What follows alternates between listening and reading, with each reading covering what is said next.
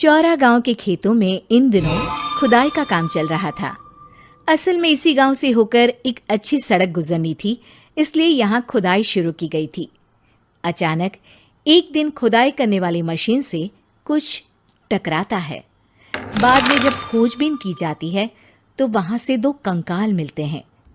Police गांव के लोगों से पूछताछ शुरू करती है। आप लोगों को क्या लगता है ये किसके कंकाल हो सकते हैं? अरे साहब, हमें क्या पता ये किसके कंकाल है, आप ही लोग पता लगाइए। हम लोग तो बहुत ज़्यादा डरे हुए हैं। हाँ, हमारी फॉरेंसिक टीम अभी आ रही है। ये बताओ कि इस गांव के रहने वाला कोई जोड़ा गायब तो नहीं ना? क्योंकि शुरुआती जांच में तो ये बात सामने आ रही है कि एक कंकाल किसी पुरुष का है तो एक किसी महिला का। साहब, हमें तो बहुत डर लग रहा है।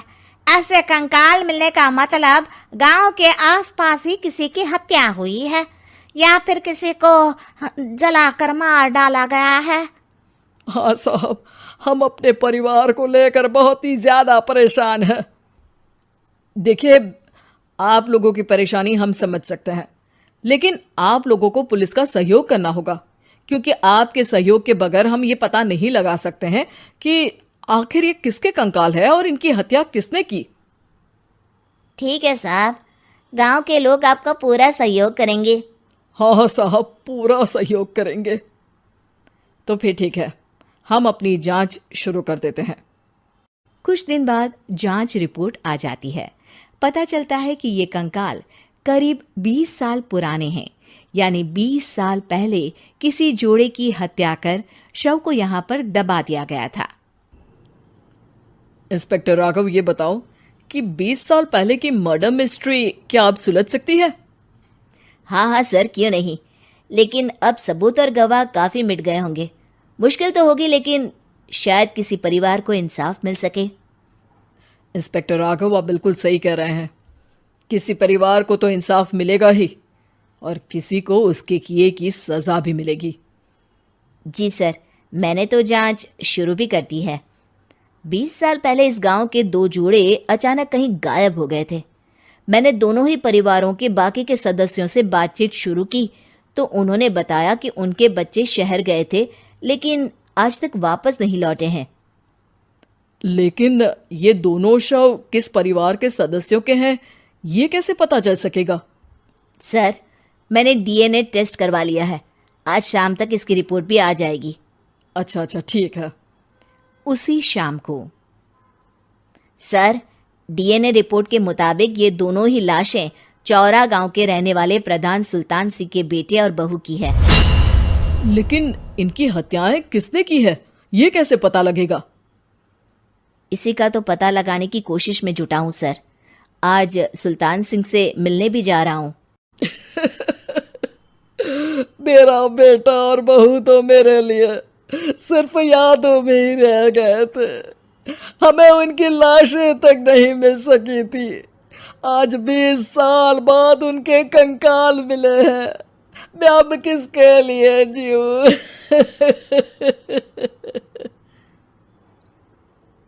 लेकिन सर, क्या आपकी किसी से कोई दुश्मनी थी?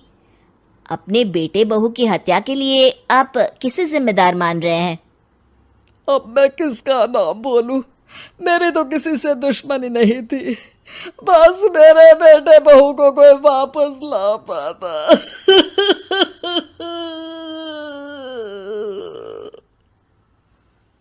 इसके बाद सुल्तान सिंह फूट फूट कर रोना शुरू कर देते हैं। सर, अब आप इनका अंतिम संस्कार करवा सकते हैं। कम से कम इनका शरीर ना सही, इनका कंकाल तो आपको मिला है। लेकिन हाँ, अगर आपको कुछ भी याद आए तो जरूर बताइएगा। मेरी तो बेटा अब उम्र हो गई है, लेकिन मेरे बेटे और बहू के हत्यारों का जरूर पता लगाइएगा, क्योंकि जब तक हत्यारे पकड़े नहीं जाएंगे मेरा मन नहीं मानेगा। सर, हमारी पूरी कोशिश रहेगी हत्यारे को पकड़ने की। लेकिन एक बात बताइए, उस वक्त आपको किस पर शक गया था? उस वक्त मेरे एक ड्राइवर को पकड़ा गया था, लेकिन सबूतों के अभाव में उसे छोड़ दिया गया था। अच्छा, और ड्राइवर पर कैसे शक हुआ था? क्योंकि उस दिन ड्राइवर छुट्टी पर था। उस समय लेकिन लाश क्यों नहीं मिल सकी थी? उस वक्त पुलिस ने बहुत कोशिश की थी, लेकिन दोनों की डेड बॉडी नहीं मिल सकी थी। ठीक है, हमारी तफ्तीश चल रही है, मैं फिर आऊंगा। इसके बाद इंस्पेक्टर वहां से चला जाता है और सुल्तान सिंह अपने बेटे और बहू की याद में खो जाते हैं। कुछ दिन बाद सुल्तान सर, एक बात बताइए, जब आपके बेटे बहू की हत्या हुई थी, उसी के आसपास आपके ही गांव का रहने वाला एक और जोड़ा उसी वक्त गायब हो गया था ना? हाँ सर, अलका और अभिषेक, वो भी मेरे बच्चों जैसे ही थे। तो फिर वो कहाँ है?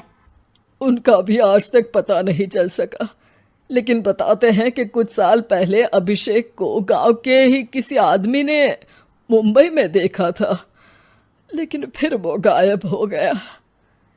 यानी अभिषेक और अलका की हत्या नहीं हुई थी, बल्कि उन्होंने किसी वजह से खुद ही गांव छोड़ दिया था। हाँ, हो सकता है, क्योंकि अभिषेक मेरे बेटे संतोष का अच्छा दोस्त था और उसका मेरे घर भी आना जाना लगा रहता था।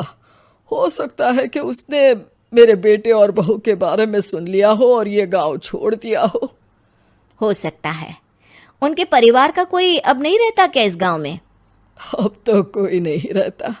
एक चाचा थे, लेकिन उन्होंने भी अपना पुश्तैनी मकान बेच दिया है। वो भी अब कहीं शहर में ही बस गए हैं। ओह, अभिषेक और अलका के बारे में भी पता लगाना होगा।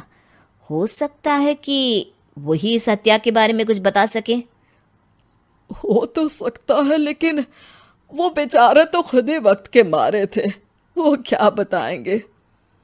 फिर भी सर, जब केस दोबारा खुला है तो जांच तो करनी ही पड़ेगी, और इस बार तो लाशें भी बरामद हुई है। कुछ दिन तक लगातार तफ्तीश चलती रही। एक दिन थाने से सुल्तान सिंह को फोन आता है। हाँ, कौन बोल रहा है? सर, मैं कांस्टेबल तुलाराम बोल रहा हूँ थाने से। आपको थाने आना पड़ेगा। थाने? लेकिन क्यों? सर, किसी की पहचान करवानी है। अच्छा ठीक है, मैं दोपहर तक पहुंचता हूँ। सुल्तान सिंह दोपहर में थाने पहुंचता है। कई पुलिस के अधिकारी वहां मौजूद रहते हैं।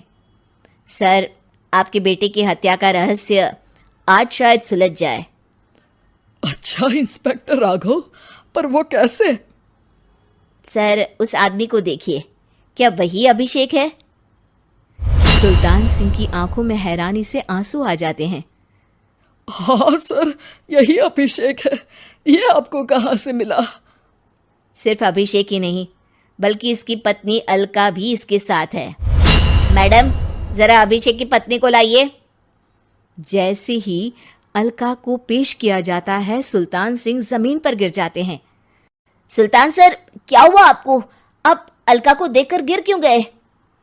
सुल्तान सिंह सर पकड़कर बैठ जाते हैं। ये अलका नहीं, बल्कि ये तो मेरी बहू रितु है। पूरा थाना एक दूसरे का मुंह देखने लगता है। क्या? इसके बाद हर किसी को दो कंकाल और हत्या का रहस्य समझ में आ गया। अभिषेक और रितु ने मिलकर संतोष और अलका की हत्या की थी और लाश को जमीन के नीचे दबा दिया था। आज 20 साल बाद इस हत्या का रहस्य खुल सका था कि अवैध प्रेम संबंध में दो मासूमों की जान गई थी।